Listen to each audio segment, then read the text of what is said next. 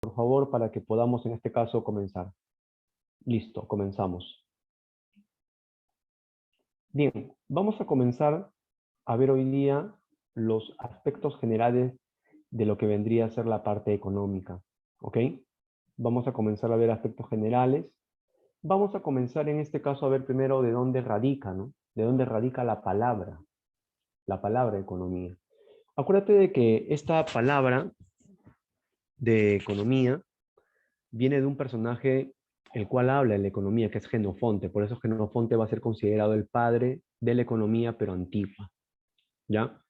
Luego tenemos también de que esto va a ir calando dentro del mundo griego.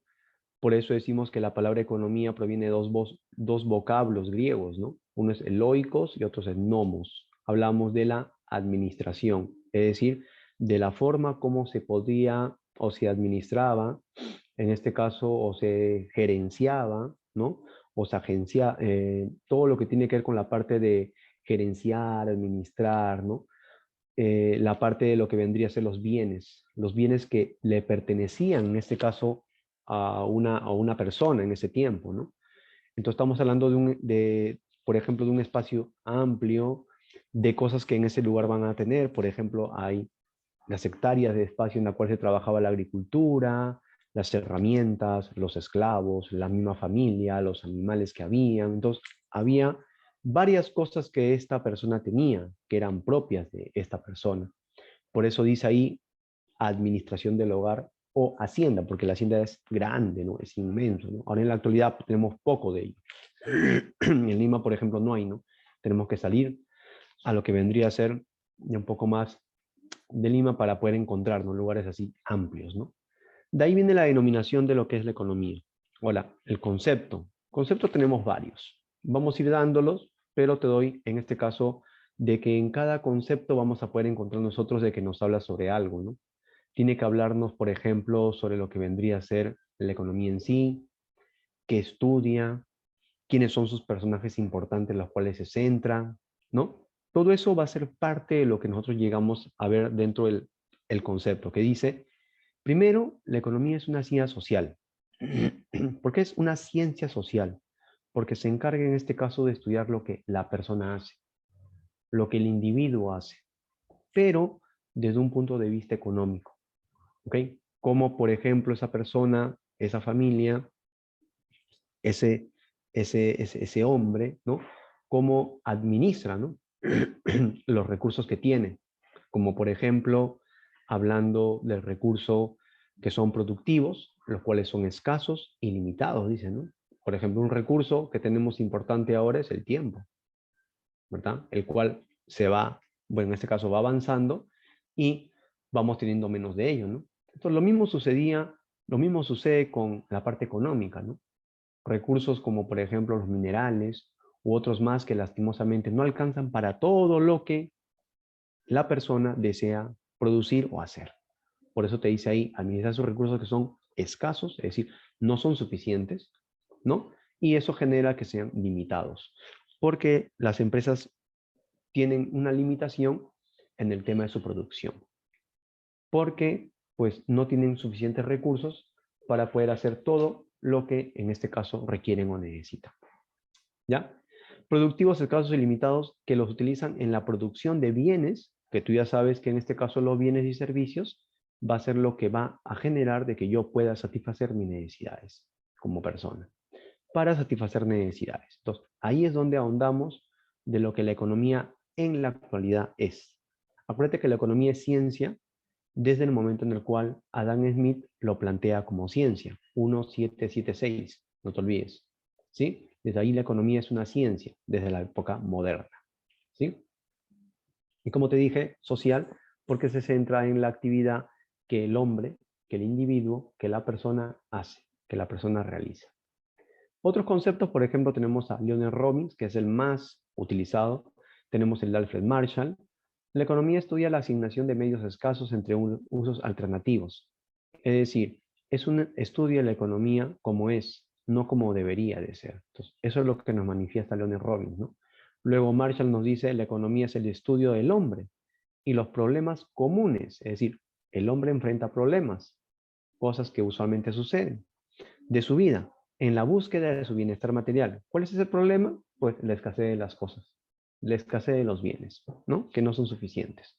Ese es el gran problema con el cual, pues, la persona tiene que lidiar, ¿no? En este caso, las sociedades tenemos que lidiar con eso, porque los bienes que se crean no son suficientes. Así que, por lo tanto, por eso las empresas, ¿qué hacen? Constantemente producen, producen y producen. Claro, eso también trae consecuencias, ¿no? Para el medio natural. Pero bueno, y eso vendría a ser otro punto importante también dentro de lo que vamos a ver. Ahora, por eso dice acá de que ya hemos visto el concepto, la etimología, ¿ok? No te olvides, la economía es una ciencia social, ¿ok? Social. ¿De qué se encarga? De estudiar lo que el hombre hace desde un punto de vista de la administración de sus recursos. Los recursos que el hombre tiene que son escasos, ¿ok? Limitados. Pero sus necesidades que son ilimitadas. Entonces, hay un gran enfrentamiento ahí. Por eso nos indica de que el tercer punto, el cuarto punto es el problema. Si tú llegas a ver ahí, los recursos escasos son distintos a las necesidades ilimitadas. Es por eso de que constantemente uno como persona tiene que lidiar con estas cosas. ¿Por qué? Porque, por ejemplo, yo tengo muchas necesidades, pero capaz los recursos que yo tengo a nivel económico no son suficientes. Es decir, son escasos. ¿Y eso hace qué? Y eso hace que yo comience, de 10 cosas que yo quisiera tener, comience a escoger 5, porque la 10 no puedo tener. Por eso vendría a ser también un problema, ¿no? Para la sociedad. Porque el hombre tiene necesidades ilimitadas frente a recursos limitados. Esto da origen al problema económico fundamental que se llama escasez. ¿Y qué vendría a ser la escasez? Pues la escasez es la insuficiencia de recursos. Es decir, los recursos que tenemos no son suficientes para la gran cantidad de necesidades que el hombre tiene. El principal problema económico, la escasez, que se da en consecuencia de que los deseos humanos son ilimitados, son muchos, y cambian constantemente, mientras que la producción se encuentra limitada por la disponibilidad, cantidad y calidad. Es decir, la producción depende de qué? Depende de que sigan existiendo minerales. La producción depende de que, por ejemplo, siga existiendo el petróleo. ¿Entiendes? Entonces, depende de que esos recursos sigan existiendo, sigan habiendo. Porque si no, si llegaría o si dejaría de haber, pues ahí sería un problema mayor para lo que vendría a ser las empresas. Por eso es de que eso genera de que también este problema se incremente constantemente. Mira lo que ha pasado ahora último con el tema del petróleo, ¿no? El hecho de que hay menos oferta, pues, y hay mucha demanda, es decir, menos producción y muchos que necesitan ese petróleo, ¿no? Entonces, quieras o no, eso genera un aumento del precio de esos bienes y genera una gran problemática en la sociedad, ¿ok? Por eso decimos de que va a ser, pues, un punto importante en el cual, pues, se tiene que lidiar, ¿no? Se tiene que lidiar con ello. Y eso ya depende de quién, de cada país. Cómo trata de lidiar con esas cosas. Cómo trata de hacer de que sus recursos traten de ser suficientes cada día. ¿Ya? Hay recursos que son suficientes y otros que no, como por ejemplo lo viene de primera necesidad. Ahora luego lo vamos a ver, pero acuérdate que la escasez es la insuficiencia de los recursos que tenemos. Y esto nos lleva a un costo de oportunidad. ¿Qué significa eso? El costo de oportunidad nos habla de que nosotros como personas tenemos que, en este caso, elegir. Es decir, tenemos que escoger. ¿Ok? Como te dije antes, ¿no? Mira la persona que está con varias flechas ahí, ¿no? Significa, esta persona tiene que tomar una decisión. ¿Entre qué? Entre varias opciones. ¿Qué significa? Son aquellos recursos que dejamos de percibir o que representan un costo por el hecho de no haber elegido la mejor alternativa posible. En ese momento, por ejemplo, no necesariamente lo que yo he elegido es la mejor alternativa, pero sí es lo que yo más necesitaba. Por ejemplo, si yo quiero salir, quiero dormir o quiero comer. Por ejemplo, de los tres, que yo he elegido comer. Capaz no ha sido la mejor alternativa para mí, porque yo quería salir, pero capaz en ese momento sí, porque tenía hambre. Entonces, ese es el costo de oportunidad. No necesariamente elegimos cosas que son 100% agradables a nosotros, pero sí son necesarias. ¿Por qué? Porque en este caso, muchas veces nuestro organismo nos lo va a pedir. ¿Ok? Por ejemplo, tú has querido, por ejemplo, no sé, dedicarte un poco más a relajarte, ¿no? A pasear o a trabajar, pero estás puesto a estudiar. Capaz has elegido de todas la menor opción a corto plazo, pero a largo plazo capaz es la mejor, porque va a ser de que tú cuando postules puedas ingresar. Entonces, hay un costo de oportunidad. ¿Por qué? Porque hay un tiempo que tú vas a invertir, hay un dinero que tú vas a invertir, pero eso va a generar una consecuencia. ¿Cuál va a ser? Tu ingreso. Entonces, quieras o no, por eso nos dice elegir la mejor alternativa posible cuando se tiene unos recursos limitados. Por ejemplo, el tiempo, el dinero. El término costo de oportunidad también es denominado como el valor de la mejor opción no seleccionada. Trabajar capaz hubiera sido mi mejor opción porque ahorraba plata, ¿sí? Capaz a largo plazo, sí, pero en este momento capaz de estudiar va a ser de que tú te vuelvas más competitivos que otros. Y eso no lo, claro, tú no lo vas a ver ahora, pero cuando tú culmines capaz tu etapa, vas a poder evidenciarlo con los resultados que saques. Entonces, eso es mayormente el costo de oportunidad. Y acuérdate que nosotros de manera diaria decidimos, elegimos. Porque tú, por ejemplo, no sé, para ir a un lugar, eliges en qué vehículo vas a ir. Tú, por ejemplo, para estudiar, se eligió un lugar en el cual quieres estudiar. Entonces, constantemente nosotros elegimos, de manera diaria elegimos, y eso nos genera un costo de oportunidad, ¿ya? Luego decimos también que hay objetos de estudio. La economía tiene dos. El primero de ellos nos dice el enfoque neoclásico, y el segundo nos lo dice el enfoque socialista. Acuérdate que los dos van a ser, en este caso, los dos enfoques más importantes que tenemos en la actualidad. El enfoque neoclásico dice, la economía es una ciencia social que estudia la actividad económica del hombre, es decir, todas las actividades económicas que el hombre realiza con el fin de satisfacer sus necesidades. Entonces, el capitalismo se centra en la producción, ¿ok? Lo cual genera ¿qué cosa? Genera a una mayor producción, una mayor ganancia. Eso es lo que nos plantea el enfoque neoclásico. Aumentar la producción para que también se incremente, ¿qué cosa? La ganancia. Entonces, eso es lo que mayormente nos va a plantear, ¿no? En este caso, el enfoque neoclásico. Por eso dice que es una ciencia social. Desde ahí nos parte el punto, ¿no? Es una ciencia social que se encarga del estudio, en este caso, de lo que el hombre realiza, hace, enfatiza, ¿no? Y el enfoque socialista nos plantea otra cosa. Nos dice, el objeto de estudio es el régimen social de la producción, es decir, las relaciones que se establecen entre los hombres con motivo de la producción. Aquí te habla, por ejemplo, de que el Estado brinda el tema de la producción, pero la producción se brinda de acuerdo a las necesidades, de acuerdo a las urgencias. No es de que yo produzca más por ganar más, no, es diferente en el enfoque socialista. En el enfoque socialista es yo produzco más para satisfacer necesidades. Es decir, se produce de acuerdo a las necesidades de la sociedad. ¿Ok? No de acuerdo a que yo produzco más y gano más como plantea el enfoque capitalista. Por eso los dos son distintos, pues. Son diferentes. Por eso son rivales en algún determinado momento, ¿no? Y claro está, la historia nos demostró, ¿no? Esto, ¿no? Claro, hasta la actualidad, pero ya hablar de un enfoque socialista como era en ese tiempo, en el siglo XVIII, es complicado, pues no es, es bien difícil, ¿no? El siglo XIX, disculpa. Es difícil, ¿no? Entonces, por eso mismo, pues planteamos cosas muy distintas, ¿no? ¿Ok?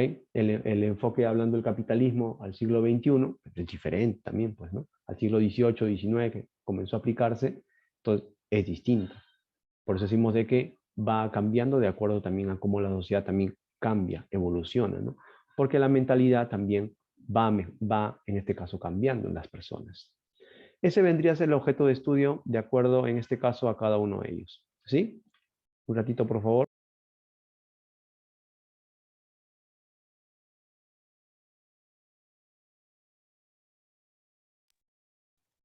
Listo. Seguimos. Tres problemas que se presentan en la economía. ¿Ya? Tres problemas que se van a presentar. El primero es el que producir. El segundo es cómo. Y el tercero es ¿para quién?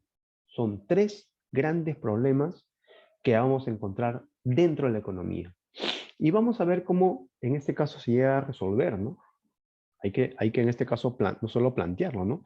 Sino también hallar la solución, ¿no? Y eso es lo que mayormente busca, ¿no? Busca en este caso la economía, ¿no? El qué es mayormente qué se va a producir, es decir, qué producto yo puedo ofrecer como empresa.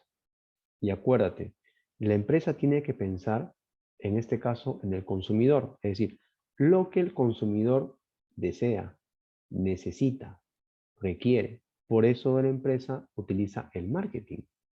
¿Para qué? Para poder ver qué cosa la sociedad requiere y necesita. Y según eso, producirla. El cómo, yo ya sé qué voy a producir, pero ahora tengo que buscar mi beneficio. Es decir, yo voy a utilizar ciertos materiales los cuales hagan de que este bien exista, pero también a la vez este bien me tiene que generar a mí una ganancia. Hay dos cosas importantes. Tenemos el precio, ¿verdad? Ya, el precio surge, por ejemplo, del valor que nosotros, en este caso, del valor del bien, es decir, del valor de producción, ¿no? Y el otro vendría a ser la ganancia que yo quiero obtener. Por ejemplo, un señor que vende menú.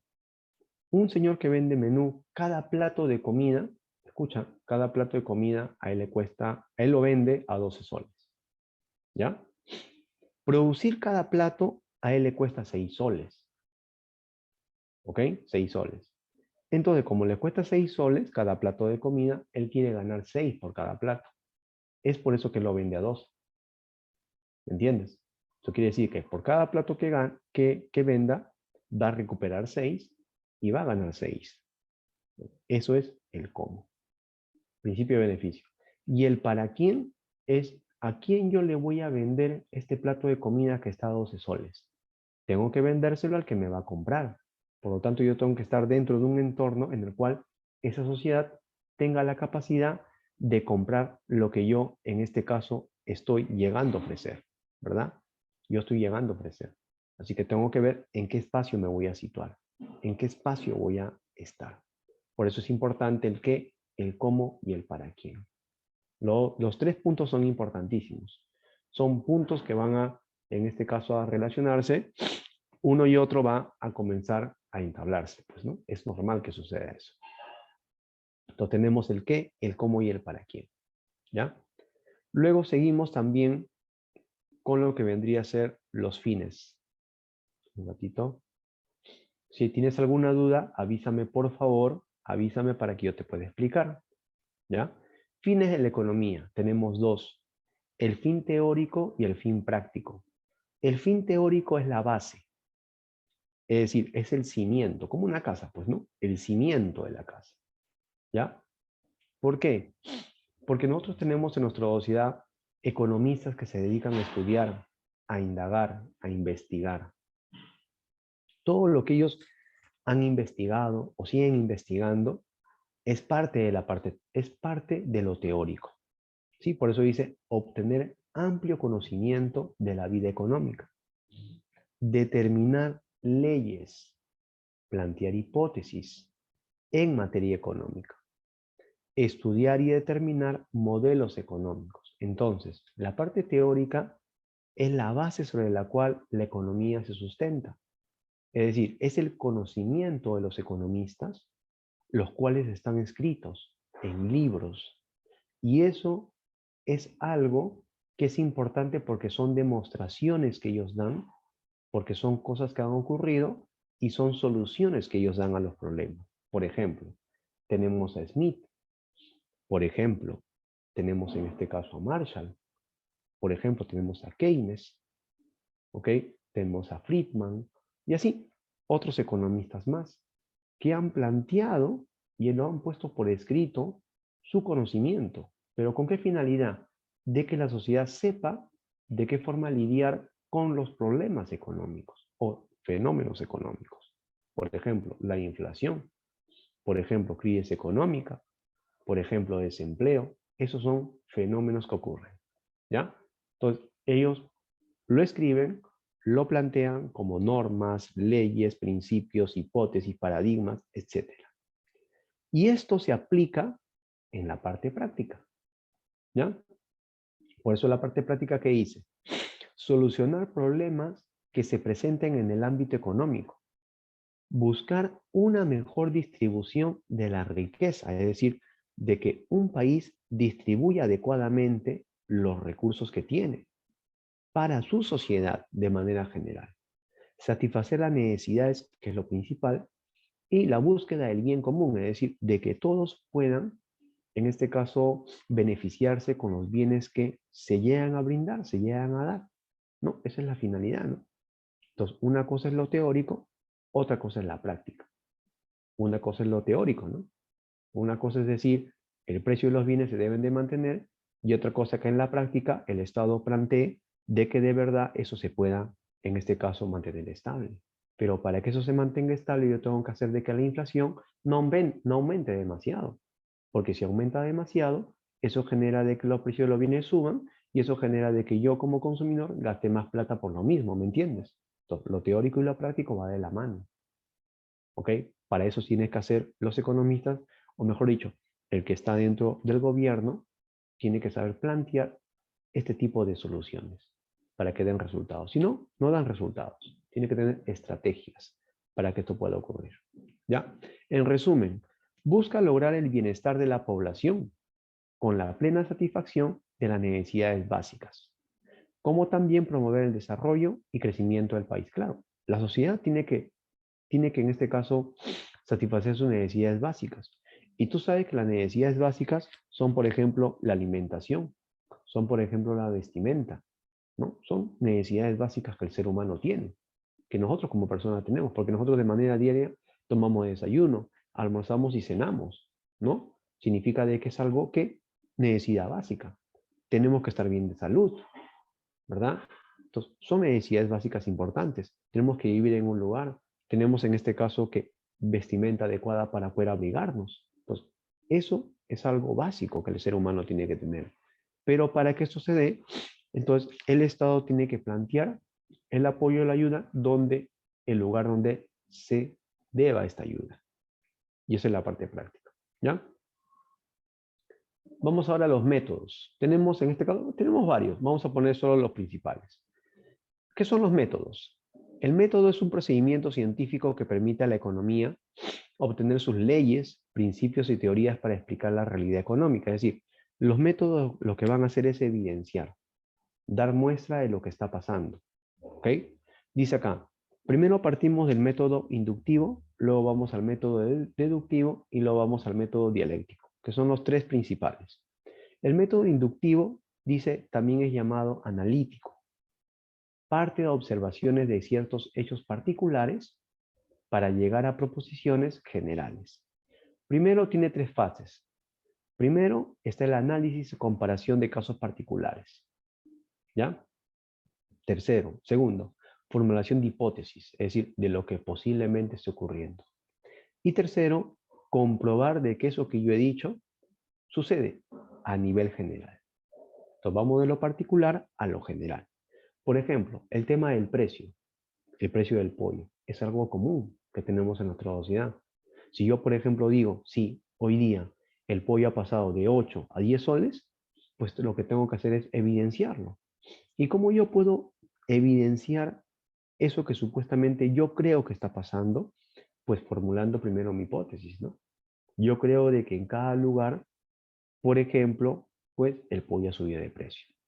¿Qué hago? Comprobar. Voy a cada mercado y comienzo a preguntar. Y las personas que venden, sí, de 8 a 9.50, de 8 a 10 soles, de 8 a 9.40, a 9.70. Significa de que lo que yo he podido evidenciar a nivel particular, sí se da a nivel general.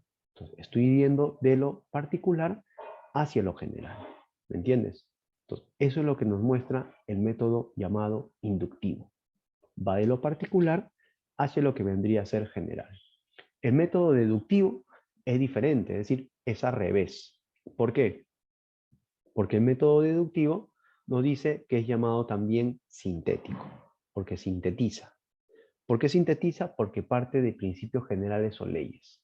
Acá dice, la inflación es el incremento de los precios de los bienes, en este caso, del precio de los bienes de primera necesidad, ¿verdad? Eso es lo que nos dice, en este caso, la ley, nos dice el principio.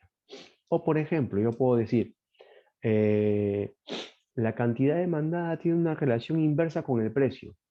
Ah, ya. ¿Por qué? Porque si es una ley, vendría a ser algo general.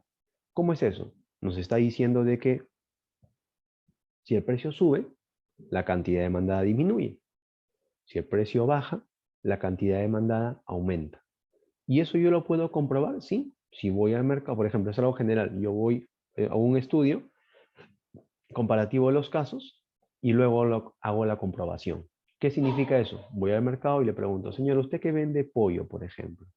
¿Ha podido evidenciar de que está vendiendo menos o más pollo? Menos, menos, menos. Ahí está. ¿Qué estoy haciendo? Estoy comprobando de que lo que me indica la ley de la oferta y la demanda se da.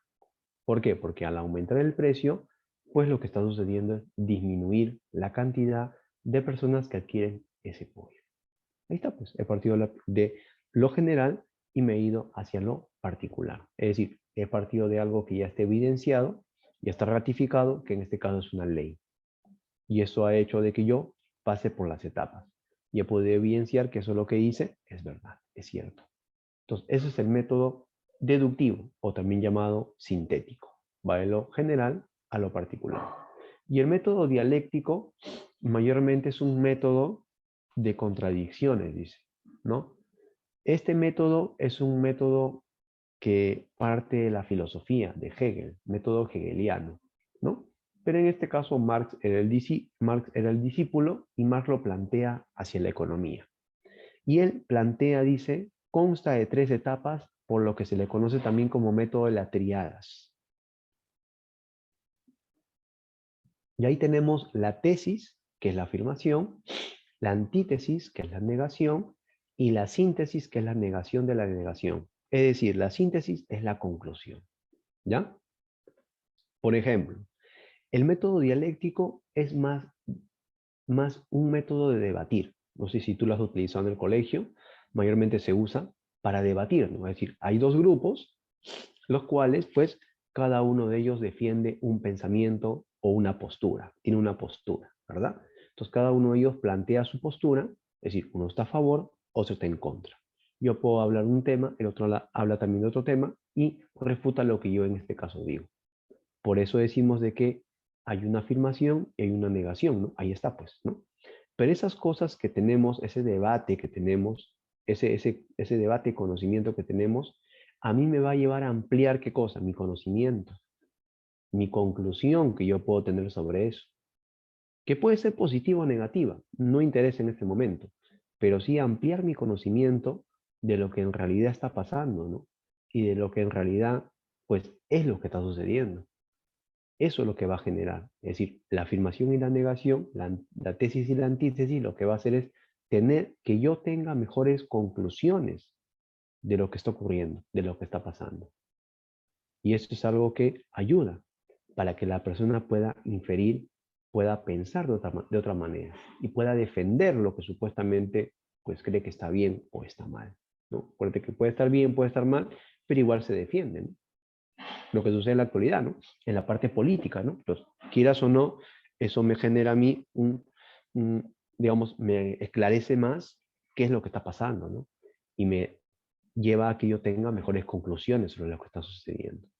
Entonces, hay que ver un poco eso, ¿no? Hay que ver un poco eso, ¿no? El método dialéctico genera eso. Genera no solo la duda, sino que también el discernimiento que la persona tenga sobre algo que está sucediendo, que puede ser, por ejemplo, afirmativo, negativo para otros, pero por último, la conclusión va a generar mejores aires, ¿no? Para que yo entienda mejor lo que está sucediendo. Y ese vendría a ser el método dialéctico, ¿ya? Luego tenemos también, por ejemplo, el método psicológico, el método histórico. Son métodos muy importantes, se los dejo ahí para que ustedes luego también los lean, no se olviden. Y vamos a la división de la economía, el segundo punto. La división de la economía nos muestra lo siguiente, ¿no?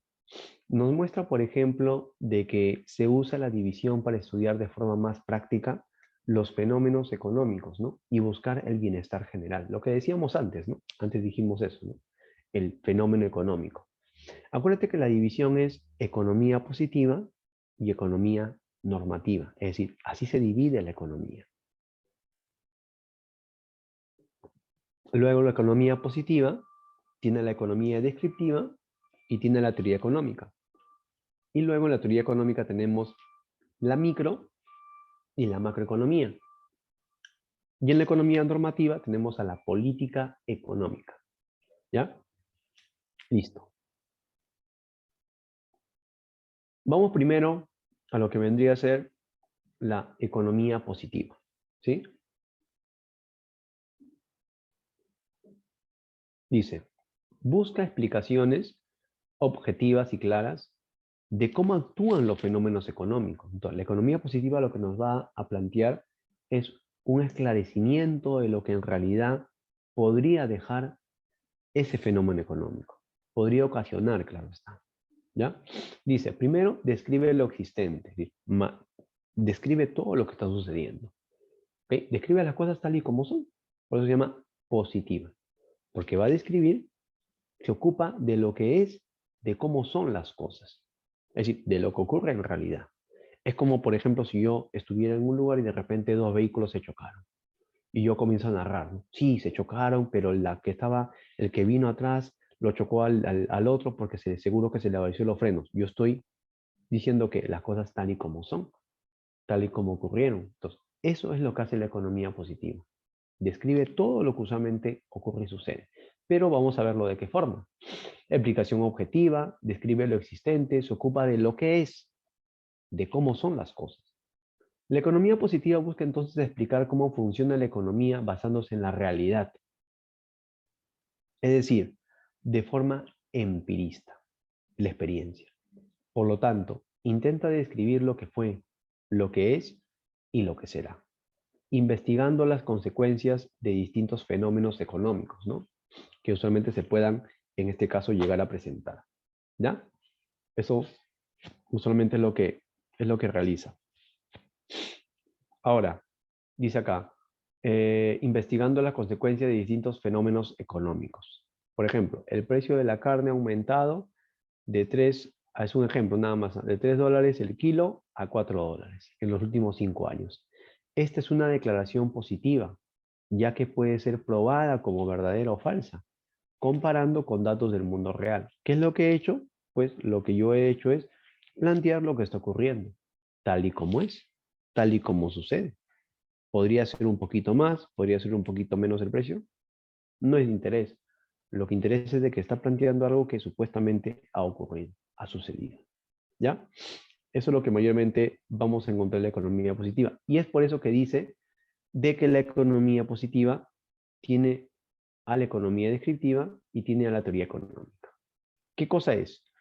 La economía descriptiva, como dice la palabra, describe. ¿Ok? Describe. Describe todo lo que supuestamente, o mejor dicho, recopila todos los hechos o sucesos que puedan ocurrir. Dice, observa los hechos para luego describir la realidad del comportamiento de los agentes económicos. No te olvides, si te habla de agentes económicos, te está hablando de la familia, te está hablando de la empresa. Familia y empresa. ¿Ok? Te habla de los dos. ¿Ya? Familia y empresa mayormente te habla. Mayormente habla de la familia y la empresa, que son los agentes económicos. No son los únicos, también tenemos al Estado, que también vendría a ser otro agente económico. ¿Ya? Entonces dice, observa los hechos para luego describir la realidad del comportamiento. Es decir, si la familia compra menos, ¿por qué compra menos? Si la empresa produce menos, ¿por qué produce menos? Entonces, ¿eso qué es? Comportamiento. Eso es lo que va a analizar. Eso es lo que va a decir. Va a escribirlo, lo va a redactar. ¿Está bien? Por eso dice, observa los hechos para luego describir la realidad del comportamiento de los agentes económicos. Debido al levantamiento de datos, descripción y clasificación de los hechos, la realidad se somete a un riguroso tratamiento científico. para ver la relación entre los diversos agentes en el cuadro de la actividad económica. Es decir, ¿qué es lo que está generando? Es decir, ellos lo que hacen es describir todo lo que sucede. Describir todo lo que sucede, sea positivo o sea negativo, pero que tiene que ver con el agente económico. Solo lo describen, no lo explican, lo describen, es decir, es como si lo anotaran, pues, ¿no? ¿Ok? Para ello recopilan la información que se necesita, ahí está, ellos recopilan la información. Ellos no dan explicación, ellos recopilan información. Dice acá, por censos y encuestas, por ejemplo, ¿no? Lo realiza el Instituto Nacional de Estadística e Informática. También lo puede realizar el Banco Central de Reserva del Perú o lo puede realizar otro organismo que ha sido contratado por el Estado, como puede ser Ipsos, como puede ser Datum, empresas estadísticas. ¿Ok? Entonces, ahí hablamos de lo que la economía descriptiva describe, ¿ok? Dentro de la parte económica. La tasa de inflación, la variación de los precios de la canasta de consumo, el Producto Bruto Interno, son ejemplos de lo que supuestamente la economía descriptiva puede realizar. ¿Qué está haciendo? Describiendo, analizando, dando datos. ¿Para qué? Para que luego sea utilizada por la teoría económica, es decir, por los economistas. Ellos analizan y explican la realidad económica, pero desde el sustento de lo que le ha dado la economía descriptiva, de toda la información que se ha recopilado. ¿Ok? Por eso dice que es un conjunto de proposiciones lógicas expresadas en leyes y modelos económicos. Ordena e interpreta la información recopilada por la economía descriptiva para luego dar una solución al problema económico. Es decir, ellos, en la teoría económica, los economistas dicen, ah, ya, yo ya sé qué está pasando, yo ya sé qué está sucediendo. Por lo tanto, ¿qué voy a hacer? Le voy a dar solución a eso que supuestamente está ocurriendo. ¿Ya? Por eso dice ahí, para luego dar una solución al problema económico. La teoría económica engloba la micro y la macroeconomía. Es decir, la teoría económica se va a basar en dos cosas. Se basa desde un punto de vista microeconómico, se basa desde un punto de vista macroeconómico. Ahora te voy a explicar. ¿Qué realiza la teoría económica? Leyes, principios, teorías o modelos económicos. ¿Para qué? Para llegar a dar solución a la problemática que en ese momento se pueda estar dando. ¿Sí?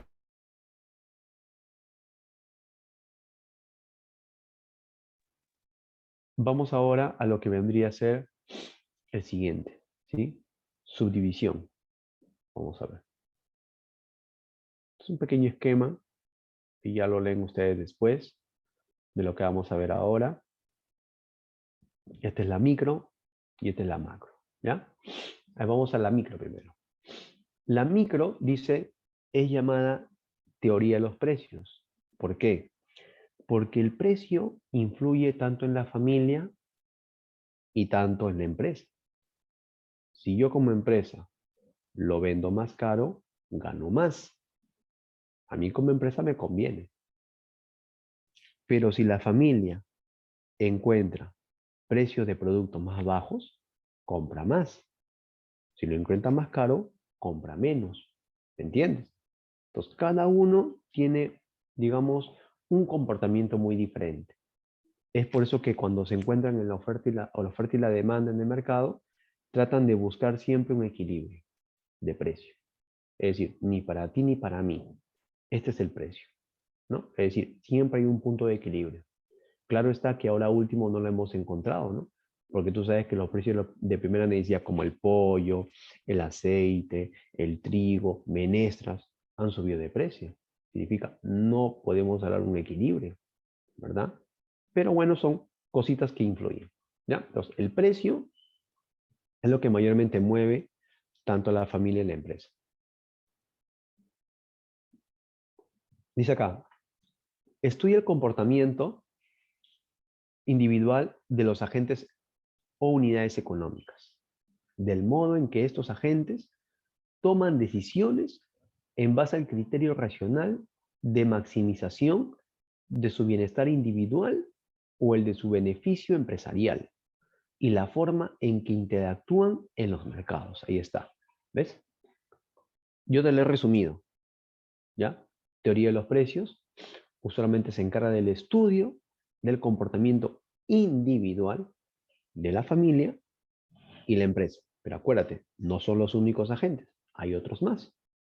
Pero esos son los más relevantes, digámoslo así. ¿Ya? Del modo en que estos agentes toman decisiones. Claro, si yo veo de que el pollo ha subido de precio, yo como agente familia, ¿qué voy a decir? Aguanta un momento. Yo voy a comprar, en vez de 2 kilos, compro mejor 1 kilo.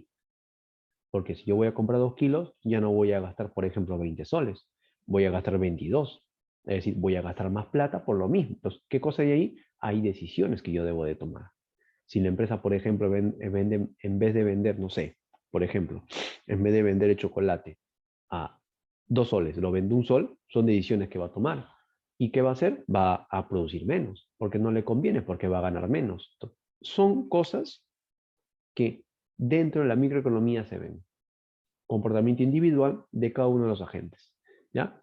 Surge de la escuela neoclásica y su representante es Alfred Marshall. Ahí lo tenemos en la parte hacia mi derecha, ¿verdad? Él es el británico Alfred Marshall. Fue un destacado economista, considerado como el fundador de la escuela neoclásica. Hombre polifacético, desarrolló su trayectoria como profesor, abordando disciplinas como la economía, la filosofía y las matemáticas. Es decir, era un hombre holístico. Digamos, manejaba varias disciplinas, ¿no? Del ámbito en el cual nos desempeñamos, ¿no? Varias disciplinas. Y podemos decir que la microeconomía estudia la demanda, la oferta, los costos de producción, los gustos y preferencias de individuos, el ingreso, el cálculo de ganancias, el precio, etc. Entonces, mira cómo cada una de las situaciones pueden influir en el comportamiento de esa microeconomía, de ese comprador. ¿Ok? Listo, de ese vendedor también. La macroeconomía, llamada teoría de los agregados económicos porque te habla de cosas que son generales, es decir, la micro es específica, la macro es general, más amplia. ¿Ya? Se ocupa de estudiar el comportamiento promedio o agregado de la economía, es decir, el comportamiento general de la economía. ¿Ya? Aparece después de la Gran Depresión del año 29 con John Maynard Keynes, el cual tiene una teoría llamada de la ocupación, interés y dinero, que va a ser en el año 36, 1936. En el año 1936, él plantea esta teoría como solución que debe de haber ante el problema de hiperinflación que estaba teniendo Estados Unidos. Por eso se llama la Gran Depresión.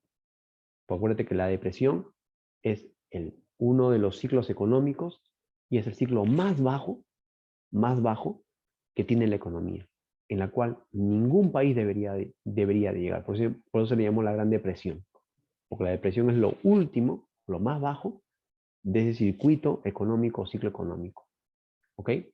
Entonces, él plantea eso, da solución a la problemática económica que hay de hiperinflación, ¿no? Pero también influye en otras cosas, ¿no? En otras cosas más. John Maynard Keynes fue un economista británico considerado como uno de los más influyentes del siglo XX.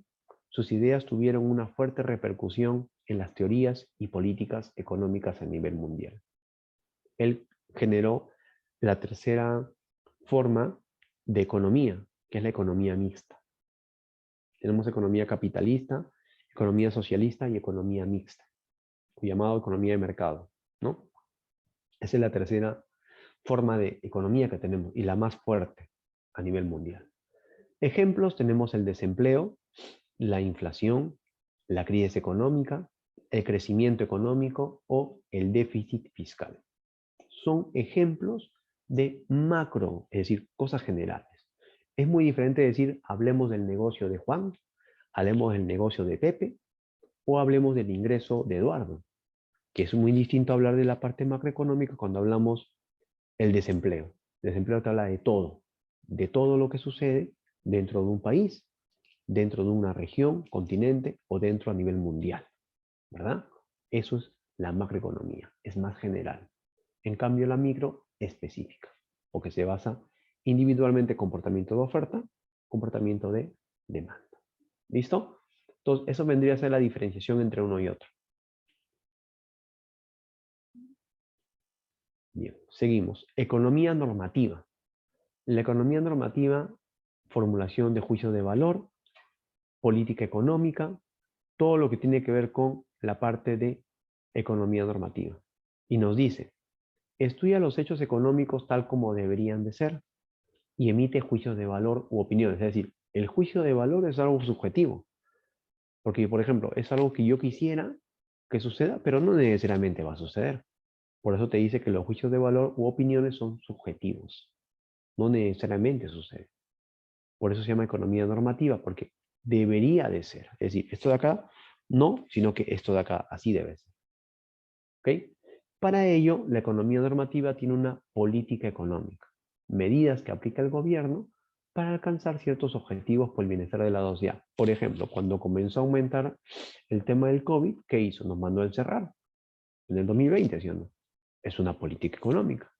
El Estado cuando comenzó a dar bonos o el reactiva, ¿qué es eso? Política económica.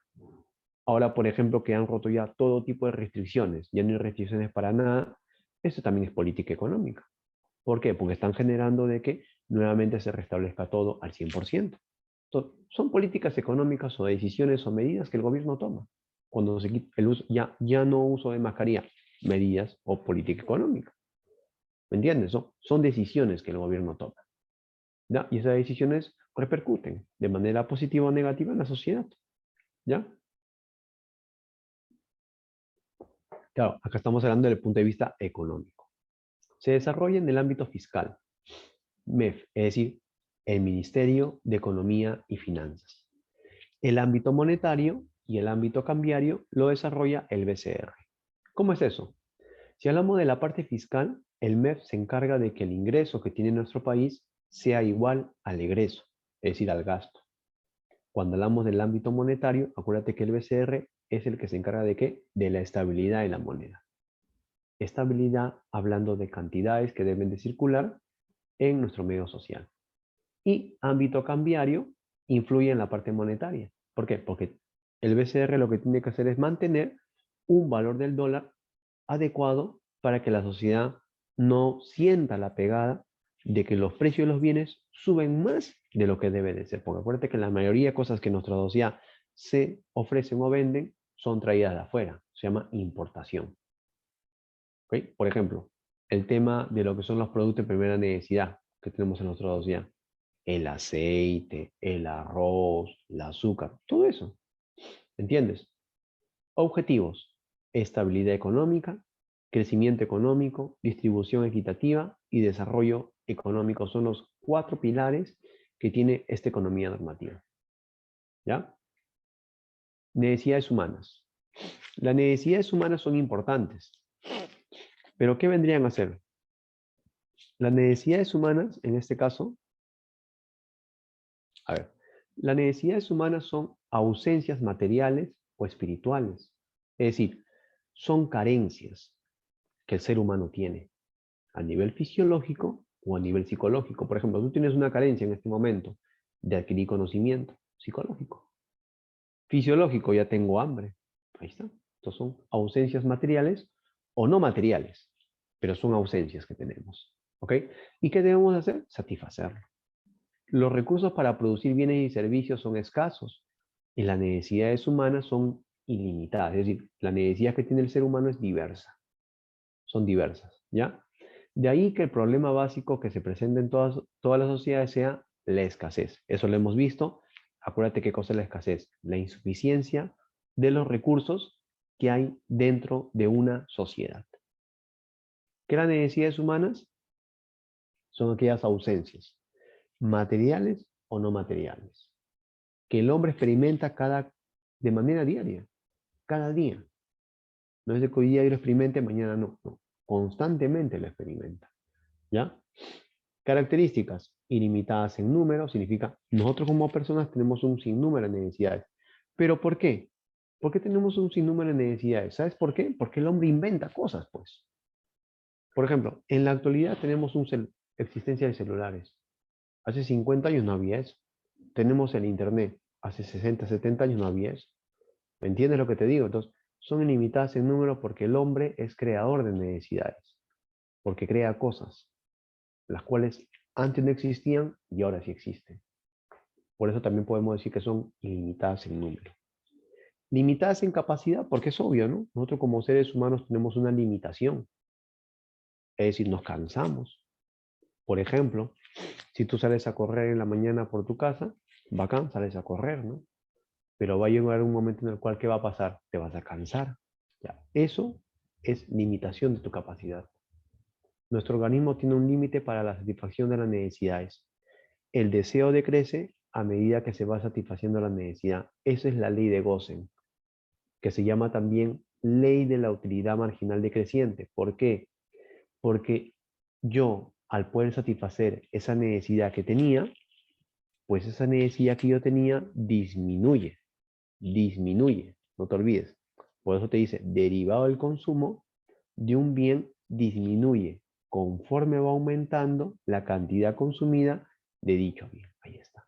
Entonces, aumenta mi satisfacción, disminuye mi necesidad. ¿Ves en las flechitas? Ahí está. Pues. Aumenta mi satisfacción, disminuye mi necesidad, por ejemplo, de tomar agua. Me siento satisfecho, menos necesidad. ¿No? No me siento satisfecho, mayor necesidad. Por ejemplo, ¿no? Ahí está. Entonces, eso es lo que mayormente sucede, ¿no? Limitadas en capacidad. Tú comes, por ejemplo, vas comiendo, te vas llenando, ¿sí, no? Significa, va a llegar un momento en el cual ya no quieres. Es decir, estás saciado. Tu necesidad aumentó o disminuyó, disminuyó. Pero en algún momento vas a tener nuevamente hambre, sí, es normal que lo hagas, que tengas hambre, ¿no? Entonces, significa de que en algún momento puede volver a aumentar. Y si aumenta, ¿qué hago? ¿Cómo? ¿Para qué? Para que disminuya. ¿Listo? Entonces, limitadas en capacidad. Pero nos llenamos, nos saciamos. Concurrentes porque las necesidades no se presentan una después de otra, sino que suele presentarse varias a la vez. Se presentan varias necesidades a la vez. ¿Y qué tengo que hacer yo? Escoger. Escoger que lo que en ese momento yo necesito. No es lo que yo quiera, es lo que en ese momento necesita la persona. Eso es concurrente, escoger. Complementario significa de que lo que yo haga, ¿ok? Se complementa con otras cosas. Por ejemplo, lo que sucede con la niña, ¿no? La niña utiliza su cepillo y la pasta dental. Lo mismo sucede con nuestra vestimenta, ¿no? Cuando voy a hacer deporte, no necesito mi camiseta, mi short, mis medias, mi zapatilla, ahí está. Hay una complementariedad. Tienden a fijarse qué es lo que sucede. Se vuelven, en este caso, hábitos y costumbres en la persona, ¿no? Gente que se acostumbra a comer de manera vegana, ¿no? Eso ya es una costumbre, es un hábito que tiene esta persona. De alimentación, claro está. O gente que le gusta lo contrario, ¿no? Pues tiene algunos hábitos que no puede dejar de lado, ¿no? Pues tienden a fijarse esos hábitos, esas costumbres que la persona tiene, ¿no? Luego decimos también de que sustituible, es decir, la necesidad se puede satisfacer de diferentes formas, ¿ya? No solo, por ejemplo, tomando agua, no solo tomando refresco, o no solo comiendo una sandía, sino también de otras formas, ¿verdad? Entonces, sustituible. Sustituible significa que puede reemplazar, ¿ya? Varían en intensidad. En un momento son más fuertes que en otro. Por ejemplo, cuando se acerque el examen de admisión, pues tú vas a tener menos ganas de dormir y más ganas de estudiar. En este momento estás tranquilo, estás tranquila, ¿no? Pero cuando se acerque el día o el momento, pues mientras más cerca esté, aumenta tu intensidad de querer seguir estudiando, ¿no? Eso se llama nervios, ¿no? Pero usualmente sucede eso, pues, ¿no? Entonces hay que tomar en cuenta de que este tipo de acontecimientos varían en intensidad. La gente, por ejemplo, ¿cuándo va más a las playas? Cuando usualmente hace más calor. Cuando va menos, cuando usualmente hace frío, como sucede ahora, ¿no? Entonces, quieras o no, esa intensidad varía. Y depende mucho del tiempo, del clima, pues, ¿no? Porque eso es lo que influye en la conducta y comportamiento de esa persona para poder realizar o no realizar ciertas actividades, claro está. Proceso de satisfacción. Hay un proceso que debemos de seguir. Y este proceso se llama, primero, la sensación de carencia. Es decir, yo siento que requiero algo. Por ejemplo, tengo frío. Por ejemplo, tengo hambre. Esa es mi sensación de carencia. Lo digo o lo siento, mi estómago me suena. Ya por lo tanto, digo que tengo hambre. La sensación de carencia. El deseo ya es la representación. Es decir, yo dije que tenía hambre, por lo tanto, me voy a comer un pollo a la brasa. Ahí está, el deseo. Representación mental del objeto que se requiere. Yo ya sé que quiero comer pollo a la brasa. ¿Qué cosa hago? Pues tengo que tener dinero y tengo que ir a comprarlo. ¿Para qué? Para que luego pueda satisfacer esa necesidad. Es decir, pueda consumir lo que estaba necesitando, lo que estaba requiriendo. ¿Ya? Ahí está, un poco el ejemplo, ¿no? Deseo, el esfuerzo, la carencia, disculpa, la carencia, el deseo, el esfuerzo y la satisfacción. Listo. Vamos a la clasificación de las necesidades. Primarias, secundarias y terciarias. Las necesidades primarias mayormente son llamadas, en este caso, necesidades biológicas o también necesidades vitales. ¿Ya? Son aquellas que deben de ser satisfechas. Es decir, acá no hay elección de que yo puedo o no puedo satisfacerlas. No. Por eso dice que es imprescindible. Porque si no lo llego a satisfacer, pues de lo contrario ponen en peligro la vida de la persona. Si yo no lo hago, pues puede poner en peligro mi vida. Me puede enfermar. ¿Entiendes? Por eso es importante de que las necesidades humanas sean, en este caso, para la persona algo que sí o sí tenga que cumplir. Y acuérdate que eso es algo individual. Esa necesidad primaria es algo individual, que la persona tiene que satisfacer. Ejemplo, la alimentación, ejemplo, la salud, ¿no? Ejemplo, la vestimenta, ejemplo, dónde vivir, etc. ¿Ya? Necesidades primarias. Secundarias, llamadas también, en este caso, generales. En este caso, hablamos sociales, ¿verdad? Son necesidades, en este caso, secundarias, ¿ya? Son aquellas que permiten el desarrollo del ser humano en la sociedad. Por ello, incluyen los aspectos social y psicológico de la persona. Entonces, es como una complementación de las necesidades primarias, ¿ya? Es como una complementación de lo que en la necesidad primaria la persona de manera individual hace. Porque en la parte secundaria es lo que yo hago con los demás. ¿Entiendes? Y ahí tenemos la parte educativa, tenemos la parte del trabajo, tenemos la parte de la recreación. ¿Entiendes? Tenemos ahí cosas importantes dentro de la clasificación de las necesidades secundarias. ¿Ok? Cosas que mayormente las personas hacen de manera conjunta con otros. Terciarias son aquellas relacionadas con el consumo de productos de lujo. Es decir, son necesidades que no son fundamentales, no son importantes, pero las personas que sí tienen gran poder adquisitivo pueden hacerlo. Satisfacen la vanidad de la persona, ¿no? Por ejemplo, las joyas, por ejemplo, las mansiones, los últimos vehículos de último modelo que solo 5 o 6 personas lo tienen. Entonces, esos son las necesidades terciarias, también llamadas superfluas, también llamadas suntuarias, ¿ok? O también llamadas de lujo, claro está. Son necesidades que usualmente tiene la persona y son necesidades que pocas personas dentro de nuestro medio social pueden llegar a satisfacer o pueden llegar a realizar, ¿ya? Eso vendría a ser parte de la clasificación de las necesidades. Y luego tenemos también la pirámide de Maslow, ¿no? Maslow fue un personaje muy importante, el cual nos habla sobre la teoría de la motivación, ¿ya? Que trata de explicar qué impulsa la conducta humana. La pirámide consta de 5 niveles que están ordenados jerárquicamente según las necesidades humanas que atraviesan todas las personas. El nombre de la pirámide se debe a su autor, el psicólogo humanista norteamericano Abraham Maslow, que en la primera mitad del siglo XX formuló en su obra una teoría sobre la motivación humana. La teoría de la pirámide de Maslow, una de las teorías de motivación más conocidas y más usadas dentro de lo que vendría a ser la parte del marketing en la actualidad. ¿Ya? ¿Por qué? Porque en la pirámide nos muestra lo que ya hemos visto dentro de lo que es la clasificación de las necesidades. Solo que acá se clasifica de una manera muy diferente. Si tú llegas a ver ahí, por ejemplo, en la pirámide, va de abajo hacia arriba. Es decir, primero tenemos la parte fisiológica, la parte de seguridad, la parte de afiliación, la parte de reconocimiento y luego tenemos la autorrealización.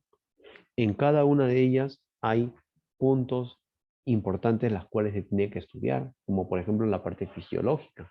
Es decir, pues hay cosas fundamentales que el ser humano no puede descuidar o no puede dejar de realizar. El tema de la seguridad, en la actualidad al menos, el tema de la seguridad es muy importante, ¿no?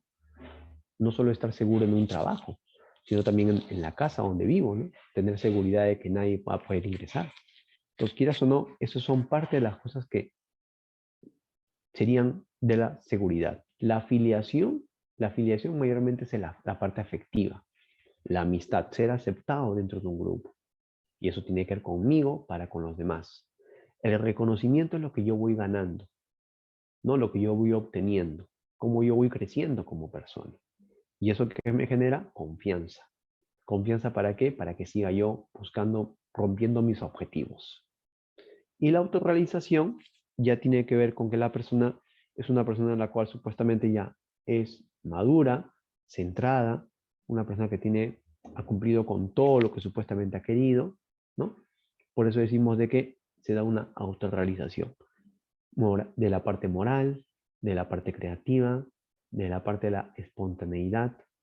No es prejuiciosa como un adolescente, por ejemplo, ¿no? Porque ya pasó por esa etapa, ya quemó esas etapas. Entonces, hay muchas cosas que van a ser distintas en la autorrealización y es porque la persona ya alcanzó la capacidad, ¿no?, de poder entender lo que supuestamente debe, ¿no? Y de esa forma ya llevar una vida acorde a lo que debe de ser, pues asumiendo responsabilidades. ¿Ok? Por eso decimos de que la pirámide va de abajo hacia arriba. Fisiológica, de seguridad, afiliación, reconocimiento y la parte de autorrealización. ¿Ya? Vamos ahora a lo que vendría a ser un poquito nomás, solo una parte. Vamos a ver ahora lo que son los bienes, ¿no?, y servicios. Primero, ¿qué son los bienes? Los bienes van a ser objetos que el hombre utiliza para poder satisfacer, en este caso, sus múltiples necesidades a fin de subsistir y progresar material o espiritualmente. ¿Ok? Entonces, los bienes van a ser objetos que la persona usualmente utiliza, que la persona mayormente tiene, ¿ya? Y eso va a generar de que la persona pueda satisfacer sus necesidades.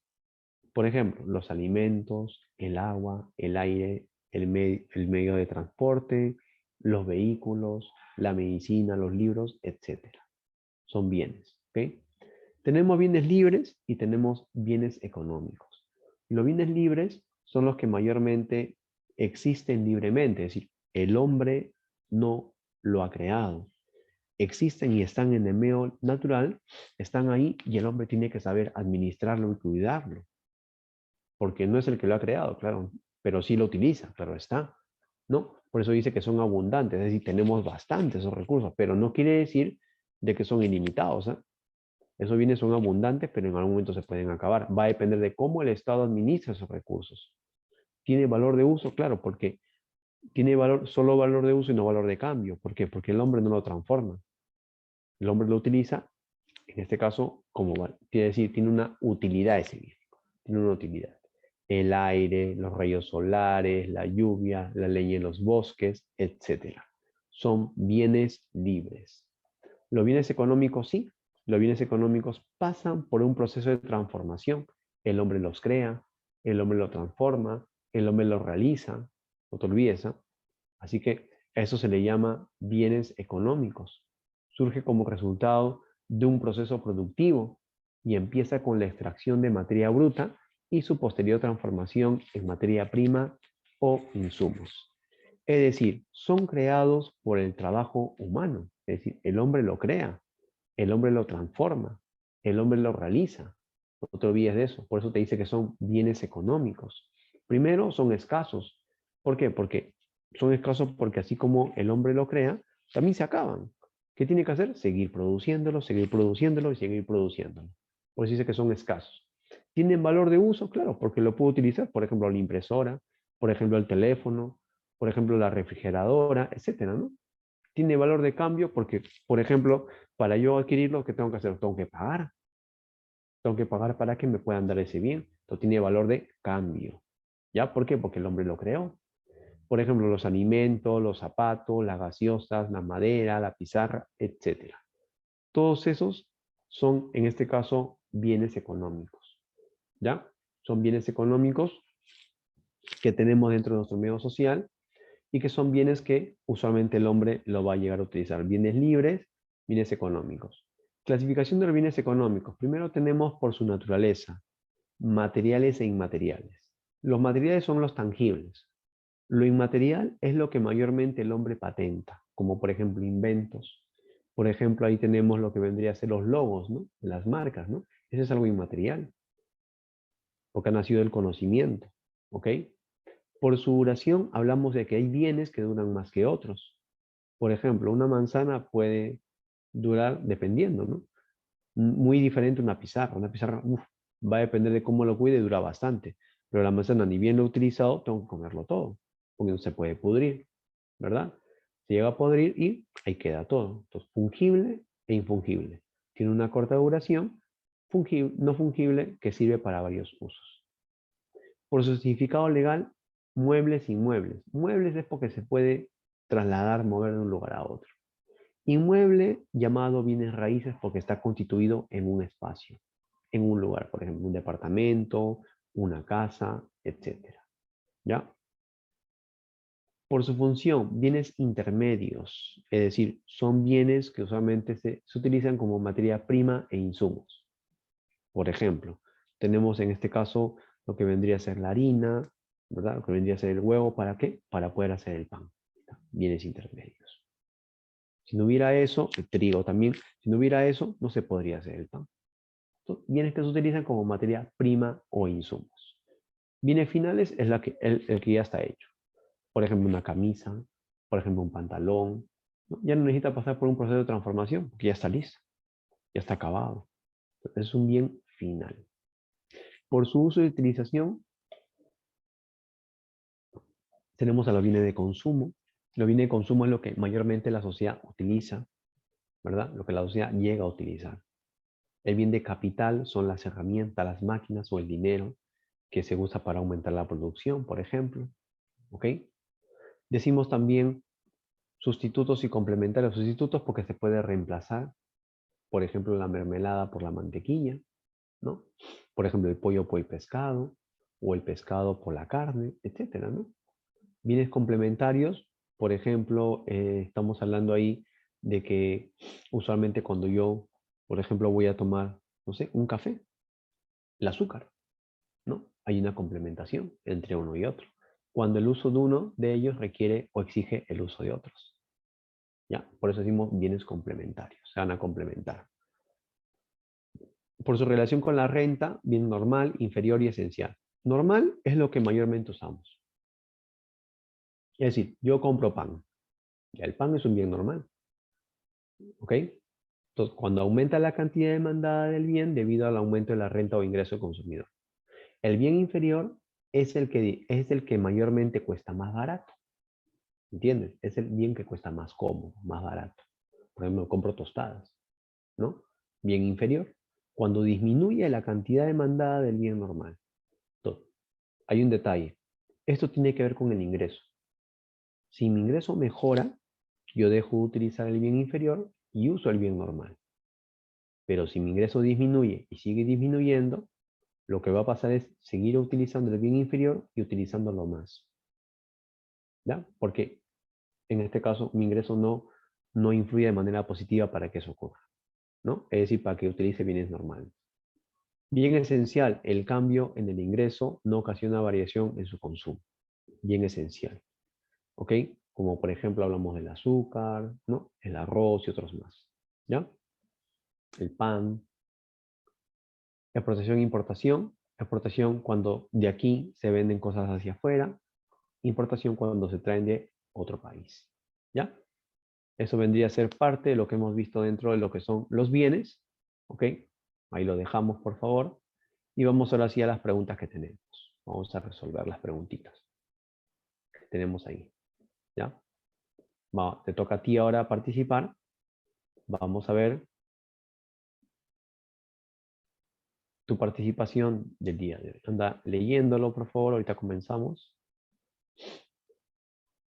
Vas poniendo tu clave, 1 tal, 2 tal, ¿no? Vamos preguntando. Dice, Karl Marx califica de fundador de la economía política moderna a Keynes, Smith, Carnot, William Petty o Marshall. ¿Cuál vendría a ser la clave en la pregunta 1? 1. ¿Cuál sería la clave en la pregunta 1? A ver, vamos. Clave en la pregunta 1. Vamos a ver. ¿Ya? Ajá. ¿Ya? La 1 sería Smith, ¿verdad? Sería Smith. Smith. Acuérdate que Keynes es después. Keynes viene después. No te olvides de eso. Bien, entonces la 1 sería B. Smith. La 2. Según la definición de economía, es correcto afirmar, ¿la economía qué es? Es una ciencia. Ya, pero ¿qué más? Es una ciencia social. Ah, ya. Entonces, ya tengo esos dos datos. Entonces, con eso, yo voy viendo cuál vendría a ser la clave. La A no es, porque dice ciencia exacta. No es. La B, ciencia natural, tampoco. Entonces, mi clave está en la C, en la D o en la E. Ahí está mi clave. ¿Ya? Entonces, la 2, ¿cuál sería la clave? Muy bien. Ciencia social que intenta resolver el problema de enfrentar con escasos recursos, está diciendo de que los recursos son escasos, las múltiples necesidades, y te está diciendo que las necesidades son ilimitadas. 2, la E. Muy bien. Listo. 3. Se manifiesta que la economía estudia la administración de los recursos escasos. ¿Con qué otro nombre se le conoce? Si te habla que estudia el tema de lo que son recursos escasos, ¿cómo se podría llamar la economía? Si vamos a esa lógica. ¿Cómo se podría llamar? A ver. Vamos a ver, escríbelo, por favor, escríbelo. Participa, por favor. A ver, ¿alguien más, por favor? La clave en la 3, si te dice que son recursos escasos, es obvio que también es llamado la economía como ciencia de la escasez. D de democracia, ciencia de la escasez, ¿ya? No se puede considerar como parte del estudio de la teoría macroeconómica, es decir, hay algo que no encaja como parte de lo que estudia la macroeconomía. ¿Cuál es lo que no encaja como parte de lo que estudia la macroeconomía? El RIN, la Reserva Internacional, ese es macro. La inflación, macro. Deuda externa, macro. Desempleo, macro. ¿Cuál sería la clave? La clave sería, en este caso, ¿cuál? La E, muy bien. Precios. Los precios tienen que ver con el consumidor y el productor. ¿Te acuerdas que te hablé? Ya, entonces sería la E. Listo. 5. El análisis del comportamiento del consumidor. ¿Quién estudia el análisis del comportamiento del consumidor? ¿Quién lo llega a estudiar? A ver, pregunta 5. A ver. Vamos. Claro, muy bien, muy bien, muy bien. Ahí sabes, ¿ya ves? Ahí está. Excelente, muy bien. La microeconomía de, ¿verdad? 6. Es considerado el fundador de la microeconomía. ¿Quién es el fundador de la microeconomía? ¿Quién es considerado el fundador de la microeconomía? ¿Quién será? A ver, vamos a ver. ¿Quién es? Claro, muy bien. Marshall. Marshall es el fundador de la microeconomía, ¿ya? Es considerado como método sintético porque parte de un principio o ley para llegar después al estudio de casos o hechos particulares. ¿Cuál vendría a ser la clave en la 7? ¿Cuál sería la clave? ¿D o E? Es decir, ¿qué cosa era? ¿Era deductivo o inductivo? ¿Te acuerdas? ¿Cuál vendría a ser? Claro, muy bien. Deductivo. Deductivo. ¿Sí? Deductivo. La ciencia económica se divide en, es decir, ¿cómo se divide la economía? Se divide de dos formas. ¿Cuáles son? A ver, según lo que hemos visto, según lo que hemos hablado. ¿Cuál sería la división o la forma como se divide la economía? Claro está. Claro, muy bien. Se divide en economía positiva y en economía normativa, ¿verdad? Ahí está. D de democracia. 9. En 1936 se origina con la obra de John Maynard Keynes. ¿Qué es lo que se origina en el año 36, según lo que hemos hablado ahora? ¿Qué es lo que se va a originar? A ver, ¿qué se va a originar? ¿Ya? Ajá. Muy bien. En la 9 sería la D de democracia, macroeconomía, cosas generales, ¿verdad? John Maynard Keynes. En el modelo de la teoría del consumidor, sus gustos y sus ingresos son variables, gustos e ingresos. ¿Qué variables son? Exógenos, endógenos, inductivas, deductivas, nominales. Pregunta 10. A ver, ¿qué sería? Pregunta 10. ¿Qué podría ser? A ver. Pregunta 10. A ver, vamos. Pregunta 10. Pregunta 10. En este caso, la clave sería la C. Inductivas. ¿Ya? Inductivas. 11. Las necesidades, ¿qué son? Nacen con el hombre, impulsan a conseguir algún bien, son similares en la sociedad, son parte del proceso económico, todas son correctas. 11 clave. Vamos a ver, la 11. ¿Cuál sería la clave en la 11? Clave en la 11. Vamos. ¿Alguien más, por favor? ¿Alguien más? ¿Alguien más? Participen, participen, por favor, participen. Es tu momento. Te equivocaste, te equivocas, no pasa nada. La cosa es que estás intentándolo. ¿Sí? La cosa es que aprendas. Muy bien. En la 11 la clave sería todas son correctas. ¿Ya? Más de uno es correcto. Claro está. 12. Marque como verdadero o falso según corresponda. ¿Los deseos son ilimitados? Bueno, sí. Al igual que los presupuestos. Los presupuestos no son ilimitados. Son limitados más bien, ¿no? Hablando del dinero. ¿Ya? ¿La necesidad es una sensación de carencia? Sí, la necesidad es una sensación de carencia, ¿no? ¿Ok?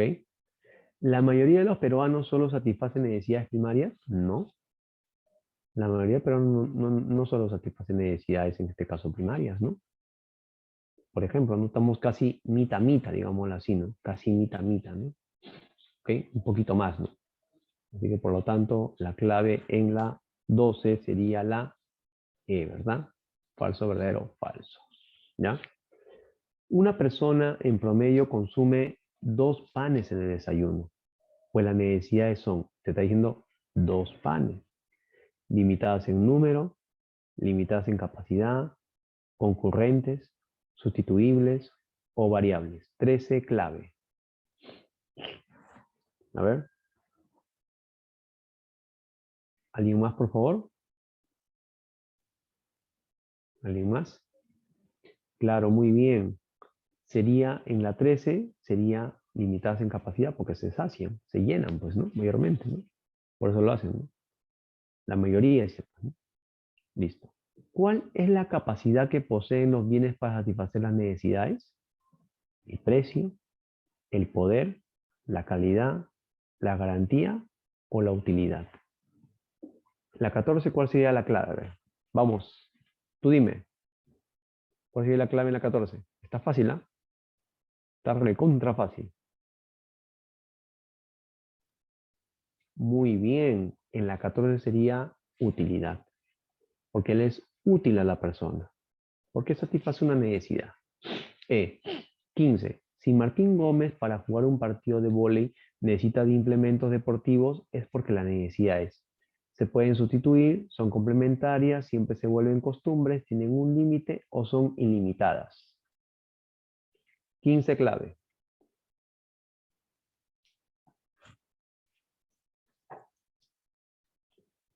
A ver, vamos.